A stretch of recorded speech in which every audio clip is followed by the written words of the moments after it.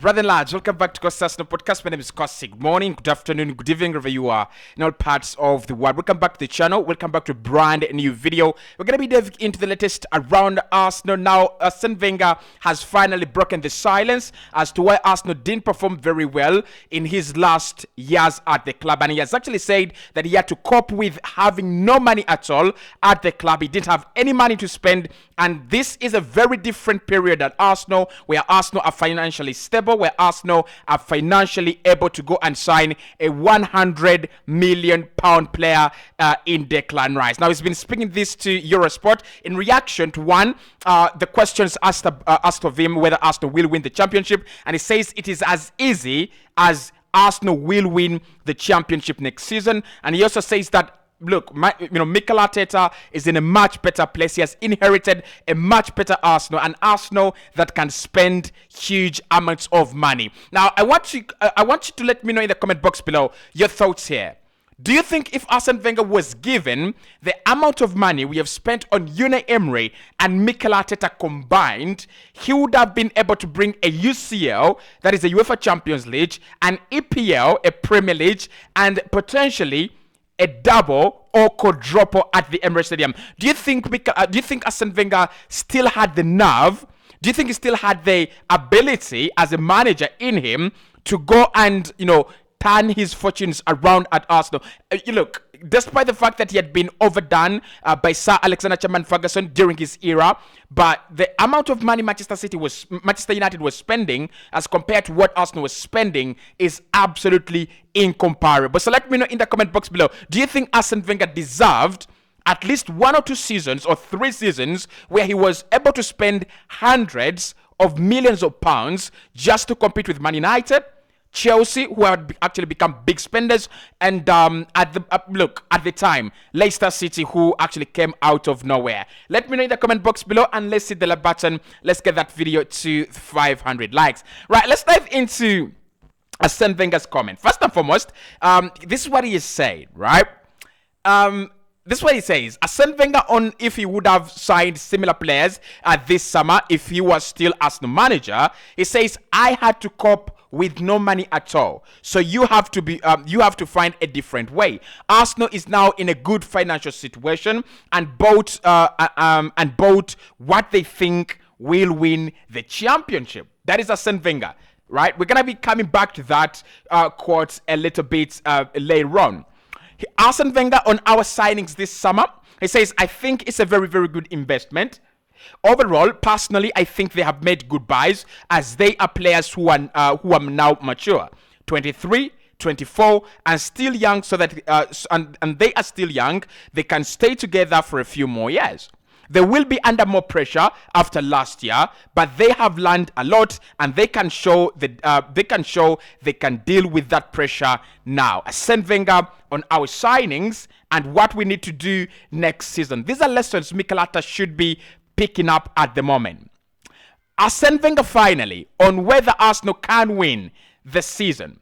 He says, I believe we will win the championship. It is as simple as that. I have less doubts for Arsenal than the cycling Tour de France today. Eurosport, there, big credit to them, as we have now something to discuss on this podcast relating to the mighty Arsene Wenger. So 3 quotes that we'll be diving into. One, he's very sure. I don't know whether there is some kind of syndicate with the Premier League, because he says he's very sure Arsenal will win the championship. He's so sure that Arsenal will win the championship next season than he's sure of the Tour de France today. He also says that the signings we have made are the right signings that can actually take us to win the championship. Young players that are already mature, 23, 24, young to stay together for some more time. When asked about whether he would sign the same players, he says he can't say that because he had to deal with a lot during his time. He had to deal with no money. He had to cope with having no money at all at his disposal at the club. Now, let's start there, right? Let's start there. Arsene Wenger says that he had no money at all and he had to adjust. He had to cope with the situation then. I think, look, Look, I think Arsene Wenger is an absolute legend of the game. And we are never going to see another manager. We are not going to see another caliber of manager like Arsene Wenger. Now, there's so many managers that have built sides over the years. Take for instance, Eric Ten Hag at Ajax. I think he really built a very good side there. The likes of Matthias de Ligt, the likes of Jurien Timber, the likes of Lisandro Martinez, Edson Alvarez, Ryan Gravenberch, Dusan Tadic, and Ajax eventually went on to make millions and millions of money off his investments, of the players that he actually groomed into very big names. But with Arsene Wenger and why he was the last of the lot, Arsene Wenger groomed players to compete directly with with the highest spending powerhouse at the time, and that was Manchester United. Like, I don't remember any other manager that has had success to the magnitude of Arsene Wenger and he has not spent money.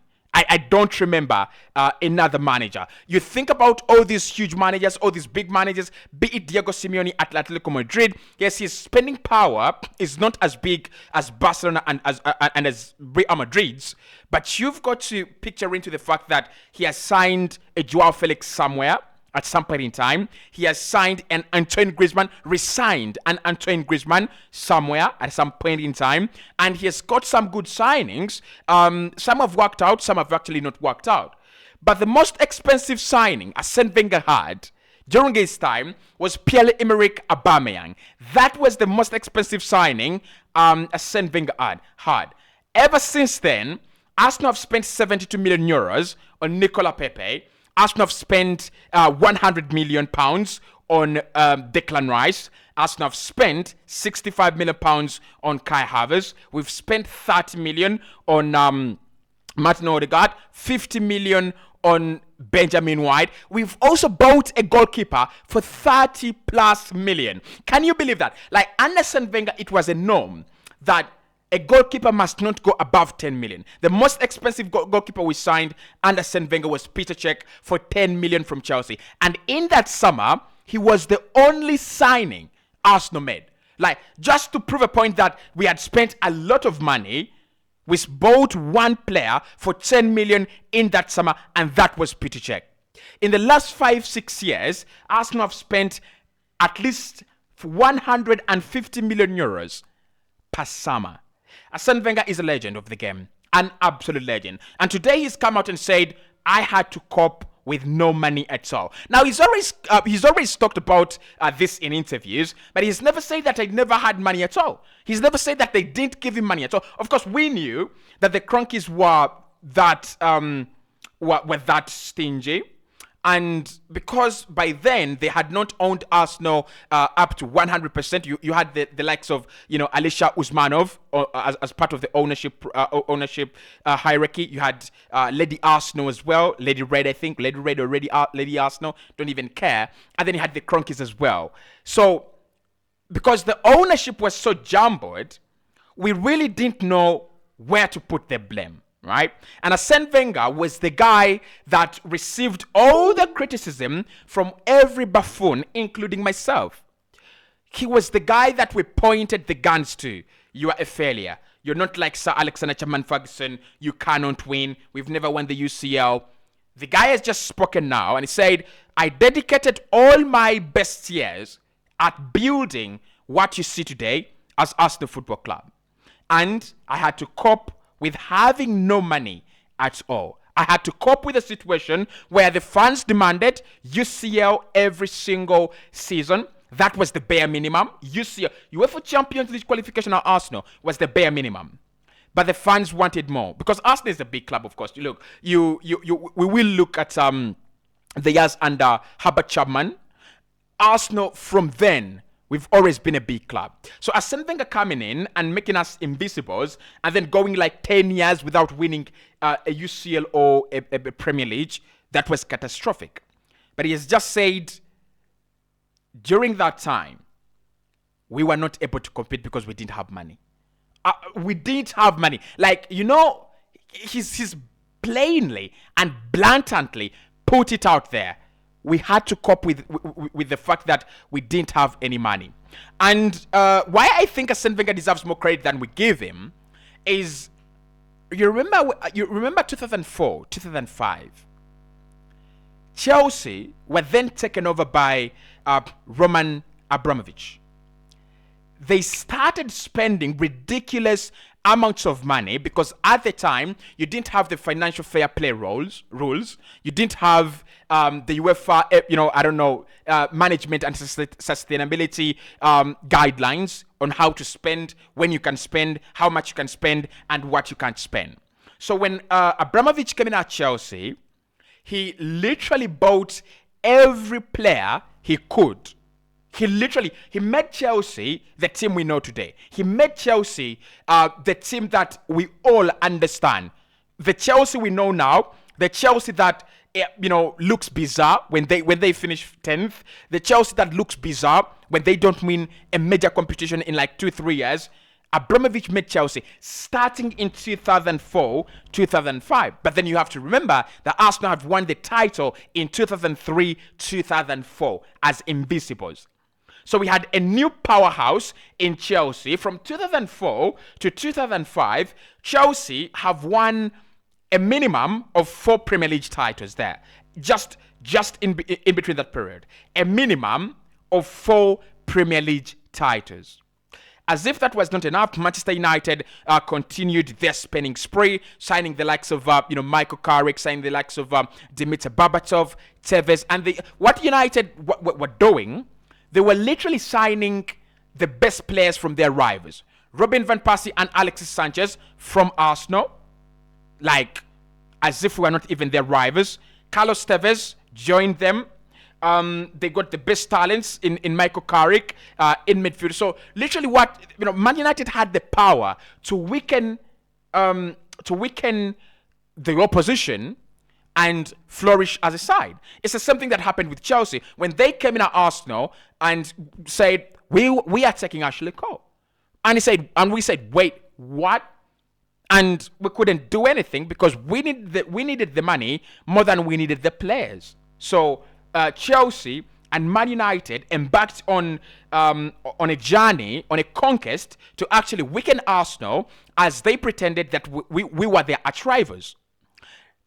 That was not enough. Manchester City were taken over as well over a decade and a half ago. And when they were taken over, because Arsenal was the breeding ground for the best talents, they came in and signed Bakary Sagna.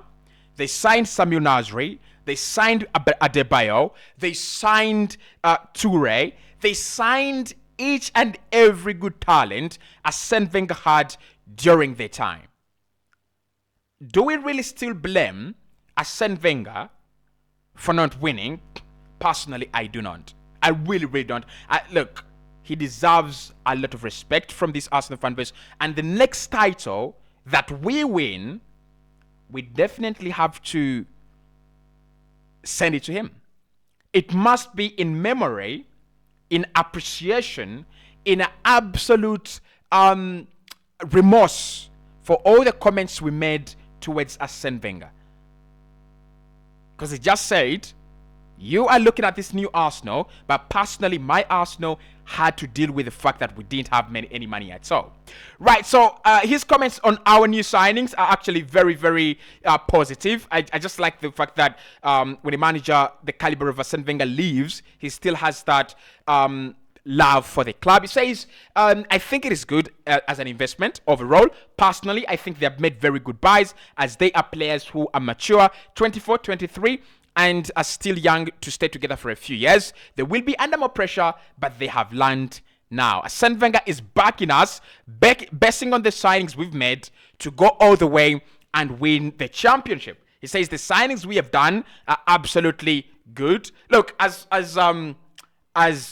the greatest custodian of the Arsenal as we know it, he's got to say something. He's got to say. And I think as a person who understands football, he has the ability to look at a squad, signings, and he will understand that they're going in the wrong direction or they're going in the right direction. He's always backed Mikel Arteta's signings, and right about now, he's just said their signings are good, and he thinks we will win the championship. I might not actually disagree very much with Sen. I think the signings that Mikel has made are players that try to fill the gaps of what we missed last campaign.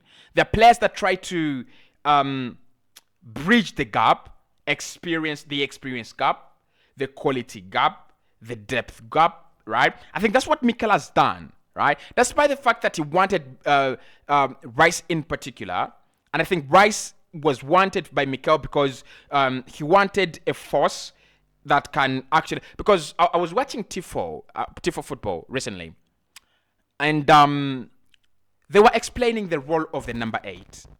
And basically, they were saying that the number 8 is the most important role on the pitch because you have to do a lot of work in both boxes, in the opposition box and in your own box as well. You've got to be like that extra engine that everybody doesn't have in the team. You must be Steven Gerrard, Xavi, Frank Lampard. Like, you must be tireless. You either pass the ball at a very magnificent rate or you actually dribble at magnificent rates. And I think that is where Declan Rice is. His passing is magnificent, and his dribbling and engine and ball progression is also elite as well. So Arsene Wenger says it's a no-brainer. Arsenal will win the championship. Man City are getting a little bit weaker. If they lose Kyle Walker after losing Ilkay Gundogan and they lose Bernardo as well, there might be something to talk about next season. But we will have to concentrate and take it game by game.